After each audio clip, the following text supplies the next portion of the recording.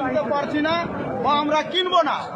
যত গরু আছে যার আছে যে ভাবে চলবে নিজের চলাবে, আমরা আমাদেরকে নিষেধ করেছে। আমরা কোনো গরু কিনবো না, যত মুসলমান আছি আমরা গরু কিনবো না। হ্যাঁ, যার গরু কি করবে ওরাই বুঝবে। আমাদের যেখানে আমরা খাসি খাবো আর কোনো কিছু খাবো, গরু কিনবো না। ওদের মা আছে, ওদের গৌ মাতা, ওদের মা আছে, ওরা গরুকে খাবে না, কোথায় পুষবে, কি করবে, রাস্তাঘাটে মরবে।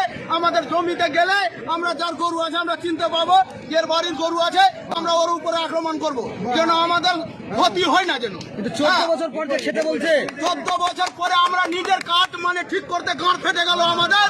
গরুর কাঠটা কিভাবে আমরা ঠিক করবো?